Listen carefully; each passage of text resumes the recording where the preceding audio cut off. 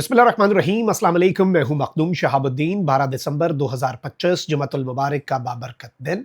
नाज़रीन इकराम, दो इंतहाई आम तरीन डेवलपमेंट्स हैं। एक जानिब तो भारत पर हमला हुआ है, भारत की फोर्सेस पर ड्रोन हमला हुआ है और भारत की सिक्योरिटी फोर्सेस को ड्रोन से निशाना बनाया गया है। पाकिस्तान भूल गया है और भारत को अपनी पड़ गई है। भारत के लिए वैसे तो चीन का महाज भी खुल रहा है, लेकिन अब एक और महाज भी खुल चुका है और अब इनकी खुल्लम खुल्ला कार्रवाइयां जो भारतीय फौज के खिलाफ शुरू हो चुकी हैं दीगर बॉर्डर से, वो इंडिया के लिए एक बहुत बड़ा कंसर्न है। इसके साथ ही साथ भारत जो है उसने एलओसी पर एक बहुत बड़ी कामयाबी का दावा किया है और पाकिस्तान के एक बहुत बड़े मंसूबे को नाकाम बनाने का क्लेम जो है वो इस वक्त इंडियन मीडिया की शह सुर्खियों में है। ये दोनों बड़ी डेवलपमेंट्स हैं, इन्हें डिस्कस कर लेते हैं। अगर अभी तक आपने इस वीडियो को लाइक नहीं किया, लाइक जरूर कर दें। कमेंट सेक्शन में पाकिस्तान जिंदाबाद का नारा आपने जरूर लिखना है और जिन लोगों ने चैनल को सब्सक्राइब नहीं किया उनसे मेरी ये दरखास्त है कि चैनल को भी लाजमी सब्सक्राइब कर लें। नाज़रीन इकराम, सबसे पहले तो रिपब्लिक टीवी, आपको पता है कि नरेंद्र मोदी की जो गवर्नमेंट है उसके गोदी मीडिया के सर का ताज इस रिपब्लिक टीवी को समझा जाता है। अर्नब गोस्वामी का चैनल है। अब रिपब्लिक की हेडलाइन है, सिक्योरिटी फोर्सेस थ्वाट major infiltration attempt along Indo Pak border in Jammu and Kashmir. ये कहते हैं कि हमारी सिक्योरिटी फोर्सेस ने एक बहुत बड़ा इन्फिल्ट्रेशन का अटेम्प्ट जो है, यानी हमारे मुल्क में दरअंदाजी की जो कोशिश है वो नाकाम बनाई है पाकिस्तान और भारत के बॉर्डर पर जम्मू कश्मीर में। इंडियन सिक्योरिटी फोर्सेस सक्सेसफुली थ्वाटेड a major infiltration attempt along the LOC in Poonch sector of Jammu and Kashmir. ये कह रहे हैं कि जम्मू कश्मीर के पूंछ सेक्टर के अंदर पाकिस्तान की तरफ से कुछ लोग जो हैं उन्होंने दरअंदाजी की कोशिश की, जो कि दहशतगर्द थे और जो कि भारत पर हमलावर होने के लिए आए थे, और सिक्योरिटी फोर्सेस जो हैं उन्होंने इस मंसूबे को नाकाम बनाया। ये अब रिपब्लिक टीवी की खबर जो है वो ये कह रही है। मजीद रिपोर्टिंग ये हो रही है कि न्यूट्रलाइज किया गया है इस अटेम्प्ट को और ये सेंसिटिव तरीन एरिया है पूंछ सेक्टर का, और एक पोटेंशियल टेरर इंसिडेंट जो है उसे अवॉइड किया गया है, प्रिवेंट किया गया। इनके कहने का मकसद ये है कि एक और दहशतगर्दी की बहुत बड़ी कार्रवाई जो है वो पाकिस्तान करवाने जा रहा था और हमने इस कार्रवाई को नाकाम बना दिया है। The operation resulted in the capture of a group of suspected terrorist attempting to breach the border. ये कहते हैं कि भाई ये ऑपरेशन जो है इसका नतीजा ये निकला कि हमने एक पूरा ग्रुप जो है वो गिरफ्तार कर लिया, जो कि मुबैना तौर पर दहशतगर्दों का था, जो कि बॉर्डर को ब्रीच करना चाहते हैं। अच्छा, फिर इस सब के अंदर इन्होंने इसकी सारी की सारी डिटेल्स जो है वो दी हैं। कहते हैं कि भाई डार्कनेस में, यानी कि रात की तारीकी में, थिक फॉरेस्ट, घने जंगल का फायदा उठाकर कुछ लोग जो हैं वो भारत के बॉर्डर को पाकिस्तान की तरफ से क्रॉस करना चाहते थे। सिक्योरिटी फोर्सेस ने इनकी मूवमेंट को विटनेस किया। एसओपीज के मुताबिक इन लोगों को फौरी तौर पर सिक्योरिटी फोर्सेस ने चैलेंज किया और उसके बाद दोनों साइड से फायरिंग जो है उसका भी तबादला हुआ। फिर इस सब के अंदर ये बताया गया कि भाई जो ऑपरेशनल नेट है उसमें फिर जब ये लोग दाखिल हुए तो फिर इनके ऊपर फायरिंग हुई और फिर इन्होंने कहा कि हमारी फोर्सेस ने 3 जो दहशतगर्द हैं जो कि पाकिस्तान से आए, उन्हें हमने ट्रैप किया और उनसे सरेंडर करवाया। फिर ये कहते हैं कि operation concluded without any casualties in the Indian border area, यानी हमारी साइड पर कोई बंदा नहीं मरा। फिर ये कहते हैं कि इन लोगों के पास से नारकोटिक्स यानी कि मनशियात भी मिली हैं और इससे ये कंफर्म होता है कि भाई ये दो इनके मकासद थे, एक तो दहशतगर्दी और दूसरा मनशियात लाकर बेचकर उससे पैसा बनाना और उससे फिर फंडिंग करना। फिर कहते हैं कि भाई इनसे 2 AK-47 राइफल्स, 3 पिस्तौल, मल्टीपल मैगजीन्स और सब्सटेंशियल क्वांटिटी ऑफ एमिनेशन और सोफिस्टिकेटेड इक्विपमेंट जो है वो हमने बरामद किया है। नोटेबली ये कह रहे हैं कि हमने सैटेलाइट फोन्स जो हैं वो इस सब के अंदर हमने बरामद कर लिए हैं।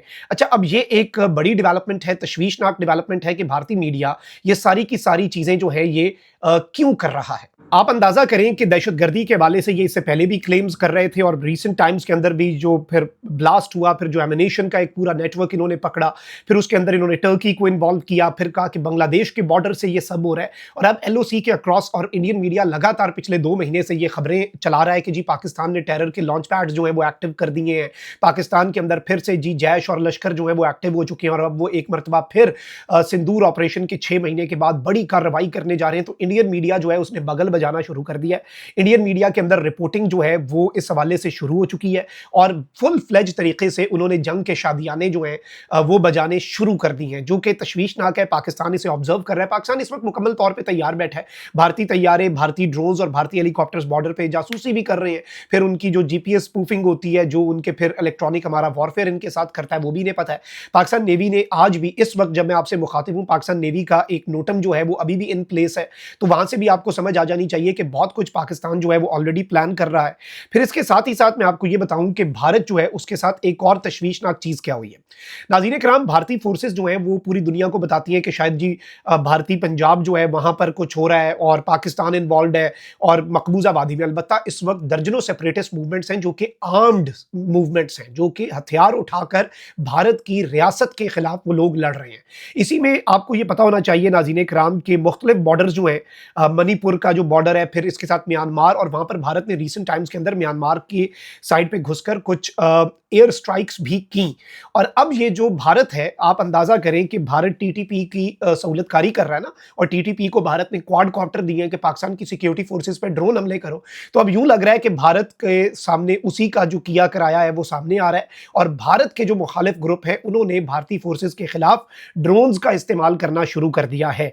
नाज़रीन इकराम, जो एक अटैक है उसकी फुटेज जारी की गई है, और ये फुटेज जो है पीएलए मणिपुर जो है उसकी तरफ से जारी की गई है, और ये कहते हैं कि हमने आसाम राइफल के ऊपर तेंगोपाल मणिपुर के अंदर एक अटैक किया था, और उसमें 4 आसाम राइफल के पर्सनल जो है वो जख्मी हुए थे, और इस ऑपरेशन को ऑपरेशन लॉन्ग ओआई कहा गया है, और ये पहला क्रॉस बॉर्डर ड्रोन वॉरफेयर है जो कि इंडियन फोर्सेस के खिलाफ इस्तेमाल हुआ है। सादा लफ्जों में इसका क्या मतलब है? सादा लफ्जों में इसका मतलब यह है कि पहली मर्तबा ऐसा हुआ है कि भारत के बॉर्डर के दूसरी साइड से किसी ग्रुप ने, किसी गिरोह ने, किसी जत्थे ने ड्रोन्स का इस्तेमाल किया है, जो कि भारत की टेरिटरी में ना सिर्फ घुसे हैं बल्कि आकर भारतीय सिक्योरिटी फोर्सेस के ऊपर वो ड्रोन्स हमला आवर हुए हैं। ये किसी मुल्क की बात नहीं हो रही है, किसी कंट्री की बात नहीं हो रही कि स्टेट पाकिस्तान इंडिया ने एक दूसरे पे ड्रोन, मई में हमने देखा कि स्वाम ड्रोन्स इधर से भी गए उधर से भी आए, but this is unique and this is different. और यूं लग रहा है कि एक तरफ इंडिया हमारे लिए अफगानिस्तान का महाज खोल रहा था, तो अब उसके लिए अरुणाचल और चीन का महाज खुल चुका है, तो वहीं दूसरी जानिब इंडिया टीटीपी और बीएलए को इस्तेमाल कर रहा है। तो कुदरत की करनी ऐसी हुई है कि भारत जो है उसकी फौज को एक बहुत बड़ा चैलेंज जो है वो दरपेश है। हम तो हमेशा अमन की, सलामती की, पीसफुल तरीके से और को एग्जिस्टेंस की बात करते हैं, और इसके अलावा और कोई हल होना भी नहीं चाहिए। बट ऑब्वियसली इस पूरे सिनेरियो के अंदर जो अभी की डेवलपमेंट्स हैं वो तशवीशनाक भी हैं, वो परेशान कुन भी हैं, और एक तरफ भारत जो है उसने एक मरतबा फिर ये जो ड्रोन फुटेज भी सामने आई है, और 2 बड़े अटैक्स जो हैं वो भारतीय फौज के ऊपर रिसेंट टाइम्स के अंदर हुए हैं। और इस हवाले से ग्लोबल डिफेंस जो एक्सपर्ट्स हैं वो कहते हैं कि जो प्रोस्क्राइब्ड पीएलए आरएफ है, आरपीएफ है, उसने ड्रोन बेस्ड स्ट्राइक की और ऑपरेशन लॉन्ग ओआई लोसिम्बा इस ऑपरेशन को जो नाम दिया, और इसमें इन्होंने 33 आसाम राइफल्स को सितंबर में निशाना बनाया, फिर 3 आसाम राइफल जो है उसे रिसेंटली नवंबर में, और ये एक स्मॉल इंसर्जेंट फॉर्मेशन है।